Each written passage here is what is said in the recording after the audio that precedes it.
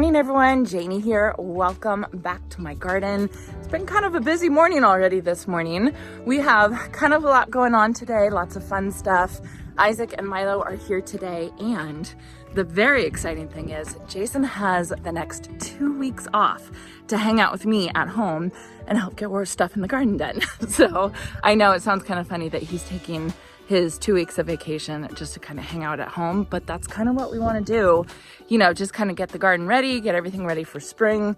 He's pretty excited about it. So what I am planning to do today, while the guys work on spreading the last load of wood chips that we have in the center island, I am going to work on getting a couple things planted and a couple things staked up a little bit better. Let me show you.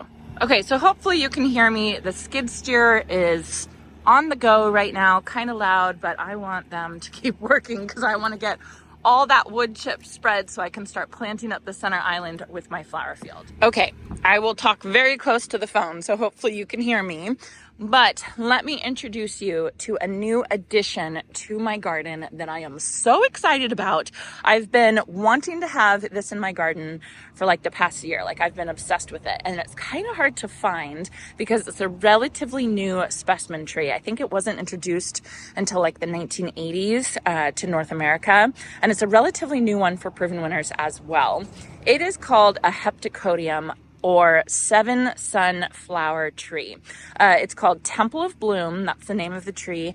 And it has 4 seasons of interest. It is the neatest thing. So it's a small tree or a large shrub. It gets 10 feet tall, 10 feet wide, zones 5 through 9. But there are so many cool things about this tree. First of all, in the spring, it has really, really deep veins on the foliage to make it like really, really interesting. It really does remind me of honeysuckle leaves. Then as it grows up, it stays beautiful all summer long. And then in late summer, early fall, when everything else is kind of like done and kind of fading, it starts blooming these beautiful white blossoms. And they have 7 buds on each flower. Thus the name Seven Sun Tree. Now that's really cool. The white blooms are beautiful and they stay a very long time.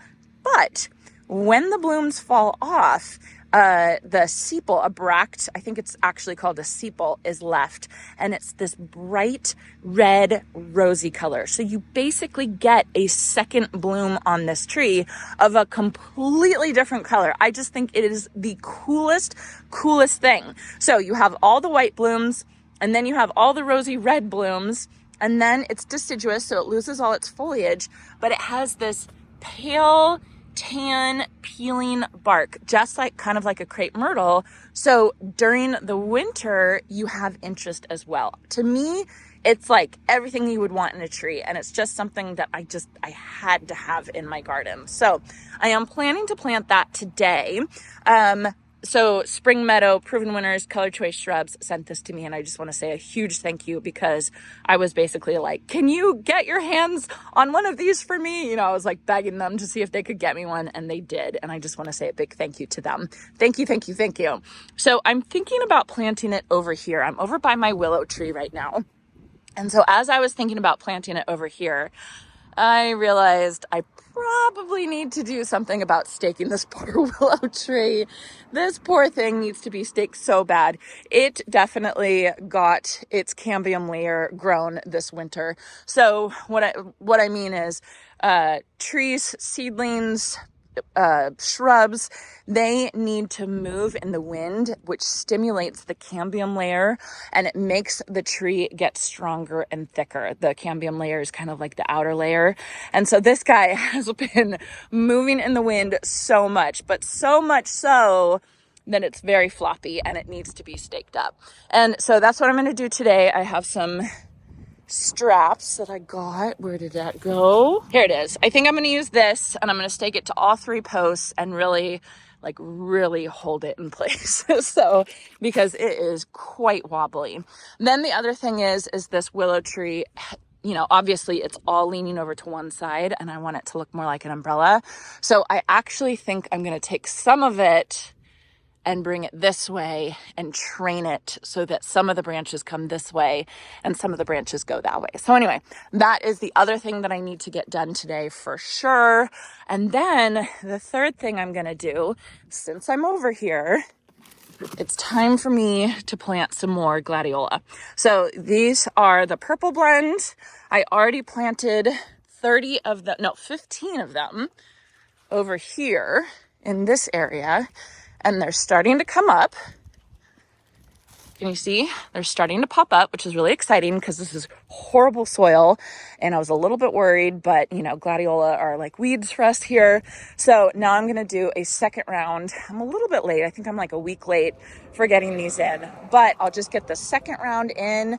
And so then the goal is to have kind of a long blooming period of gladiola all throughout the summer. So I will get these in as well.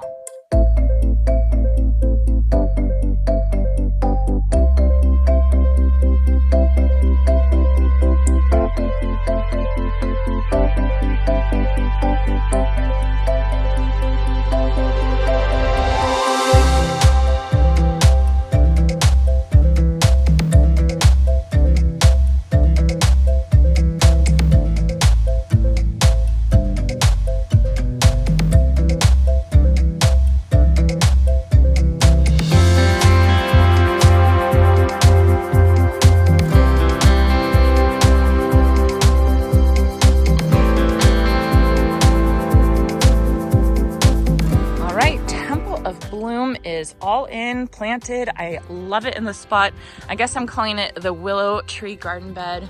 Hey, how's it going? Are you excited about vacation? I'm totally excited about vacation. Are you excited to be helping me out for 2 weeks? Yeah, it's gonna be great. What? Change of pace. Yeah. What's your plans? Whatever you want. Oh, you know I love it when you say that. You all heard that, right? Whatever I want. Okay, so I think I already said this, Temple of Bloom.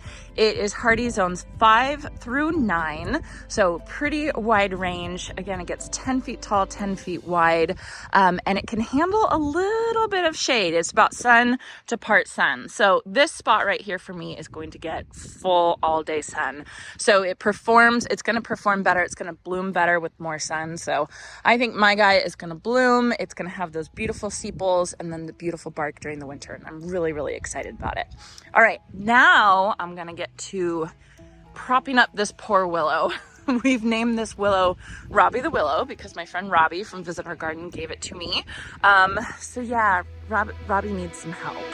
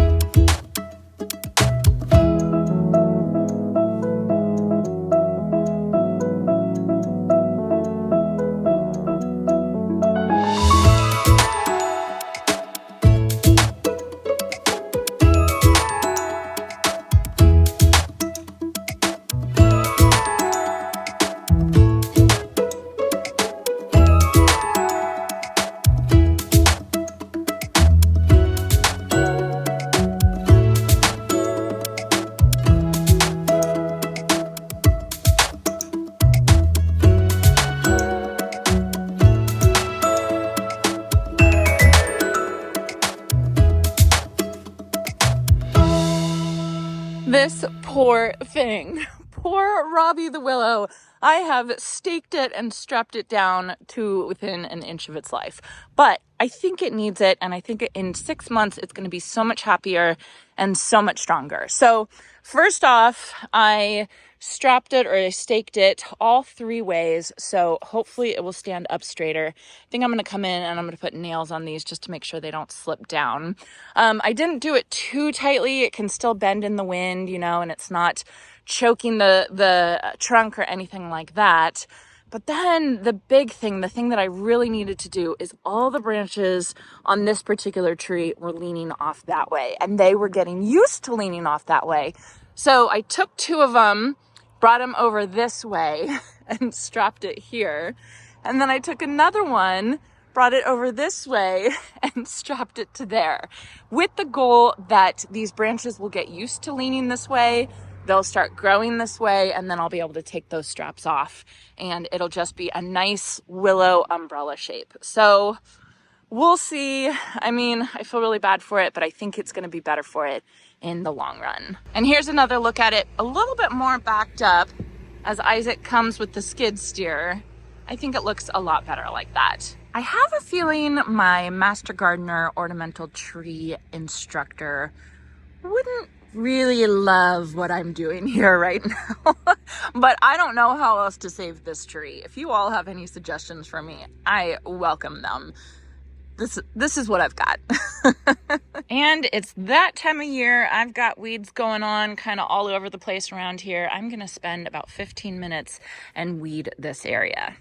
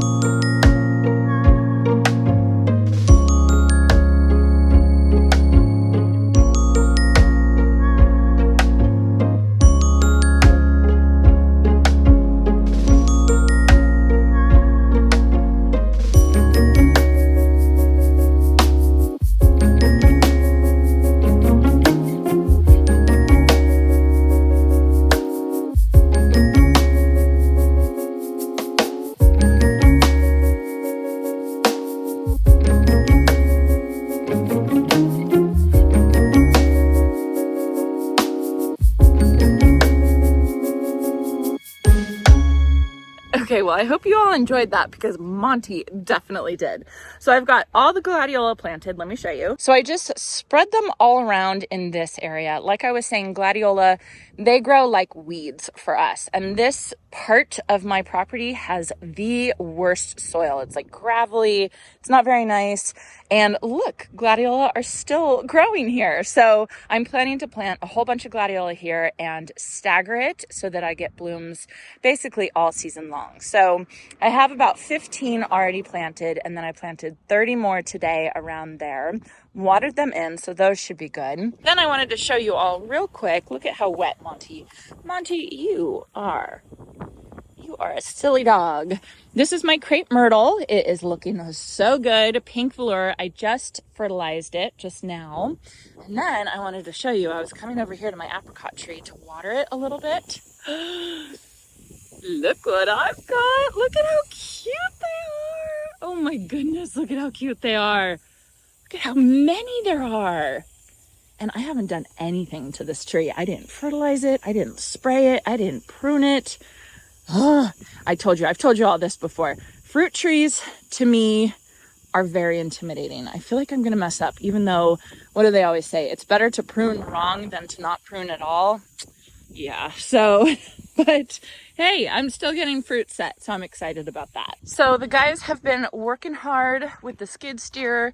They've been taking down this last pile of wood chips. This is my third pile of wood chips. It is ridiculous. This property needs so much mulch, and I don't think I'm gonna have to do this much every year, but I'm gonna have to do at least half of what I've done, just because wood chips break down, and I want to keep adding to it, because I want my soil to be nice and rich and healthy, and having wood chips is the way to do that. So let me go in the backyard, show you all what they've done. I haven't even looked yet, so it'll be a surprise for me. So it looks like they've got piles everywhere, and we're just kind of thickening up the mulch that we have back here because it's pretty thin at this point.